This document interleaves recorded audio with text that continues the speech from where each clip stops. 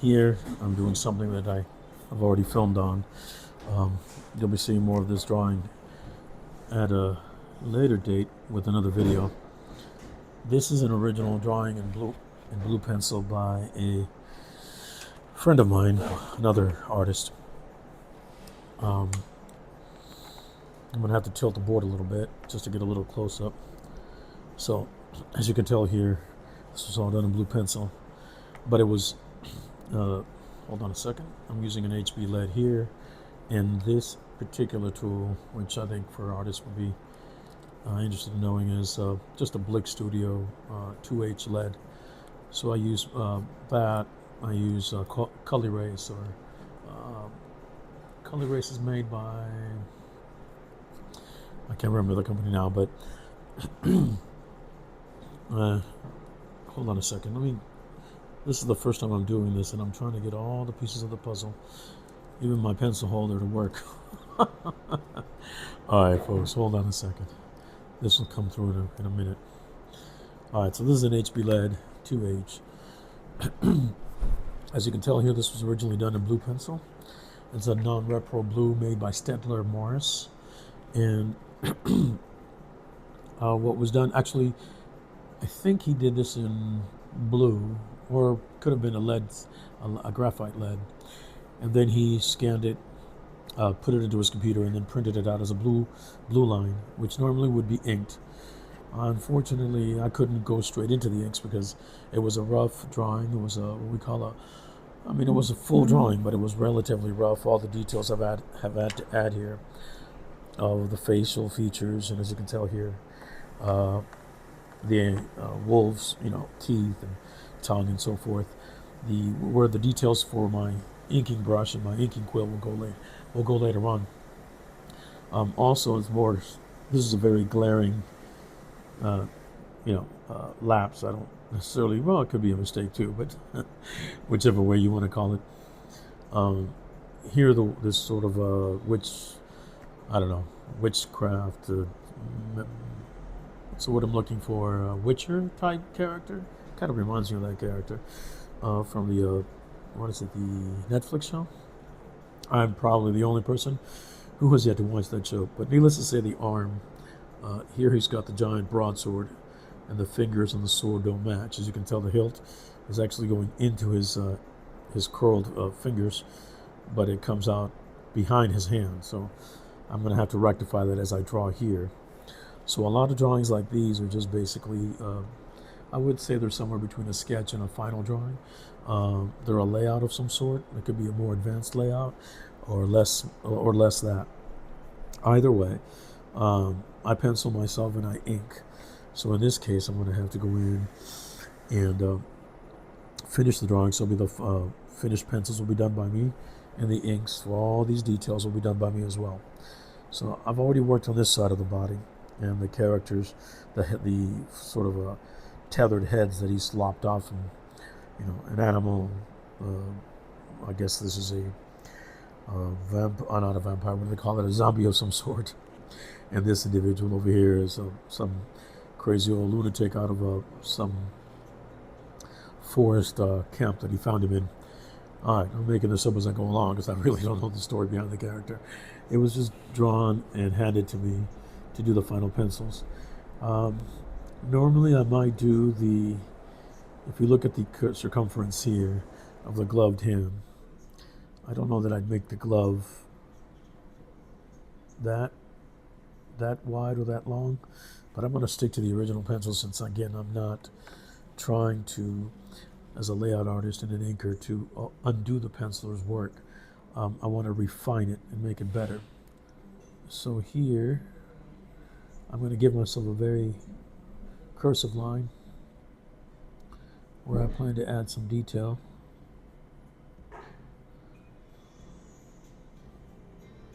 Sort of like this, as I'm sure you can see there.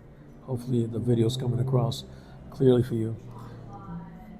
And also the glove tends to be made out of leather or some kind of cloth, but it would be very flexible. I use this 2H lead, by the way, in case you're wondering, because the lead itself is not, let me turn this around a little bit. get a close up here. Unlike the HB lead, it's very light. So I can actually go over it with this eraser and fix any particular pencil mistakes that I've made. And here you sort of have to have an idea of what it's supposed to look like, the material, and what you're going for. I've read enough Conan comic books over the years and read enough of the Robert H.E. Howard or Robert Howard books. That was a long time ago, though. To have an idea. I like to stay true to the original pencils, but sometimes there's some things that need a little fixing, like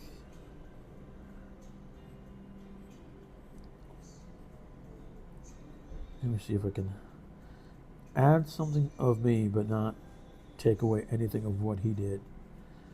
Okay, always remember that your middle finger here, most humans, I don't know for every single person on the planet, but most people, tends to be the longer one. So he got that right, but it just needed to be sort of reassessed. Oops. See, right there I'm making a mistake. Okay, I don't like the fact that this finger is actually too thick. I'm going to have to play with this a little bit in the penciling stage. Okay, there we go. We're getting form. You want form to follow function. Whatever the function of the body, that part of the body. This is going to be a little bit harder to interpret.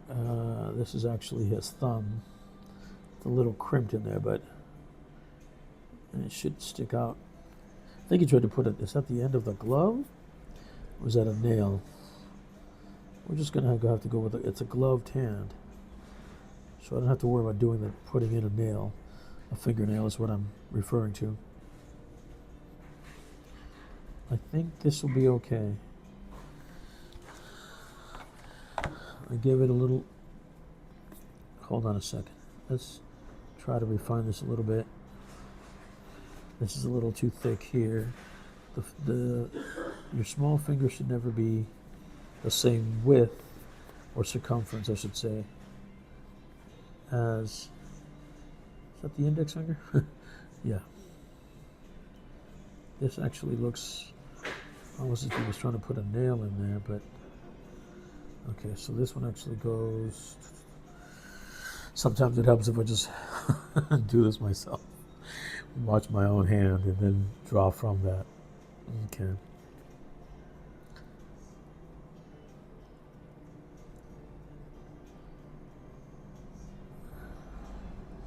I'm going to have to play with this a little bit, refine it in the inks.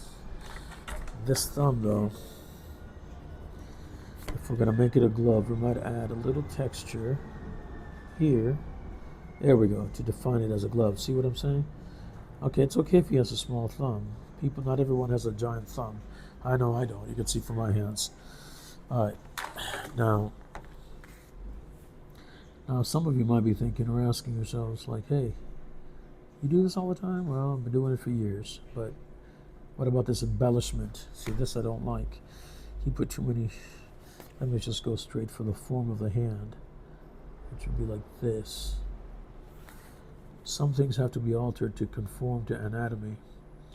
Human anatomy is key, but it has to be displayed, visible, viewable, I suppose that would be the right word, the correct term, through whatever material. It could be a dress, it could be pants, it could be corduroy, it could be satin lace, a puffy bomber jacket, but the human form must show through it to make it visually believable, at least insofar as comics are concerned, and comic-like art. As you can tell here, these are parts of featherings that I'm going to do later on in the inking process. Again, I want to keep to his original idea of where the ink should go. Because when a penciler does this, he's telling the inker, which will happen to be me, that he wants the shadows to fall here. Now, why is that important? It's important because at the end of the day, wherever the shadows are cast on the form, it could be the figure, it could be a naked body, if it's an anatomy drawing, it could be a character from one of the Marvel, DC universes, or an independent character like Spawn, or um, something else from Dark Horse Comics, or fully from your imagination, or a television show, or an amalgamation of all of those uh, aspects of entertainment and pop culture. It could be like a warrior, a mythical warrior that you sort of made up in your head, kind of like this character here.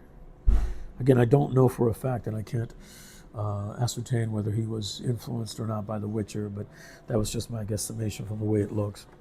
That it was some kind of a heroic character like that. Here, I did bring a ruler, which is gonna come in handy. Unfortunately, it's my small ruler, but it'll have to do. Usually I can make good work of this 12-inch ruler. All right.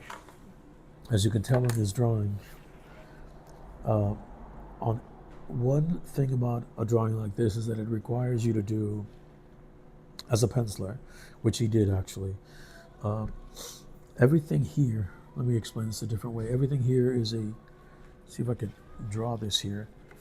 If you can see it here, is a curved line. Let me use the HB lead.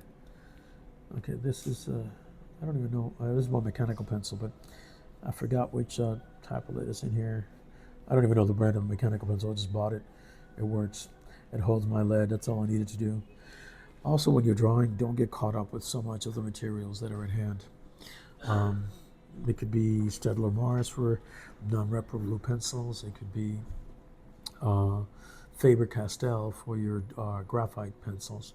But either way, what matters is the ability of the artist, of the penciler, and your ability to practice, and get better and better with time. I think many artists do. Anyway, so again, everything here involves a curvature of some sort. You can see it here, on the straps of his leather tunic. Let me clear away all the debris. Everything, the heads, the eyes, the nose. If you look at it, everything involves a curvature of some sort. I want to refine that nose.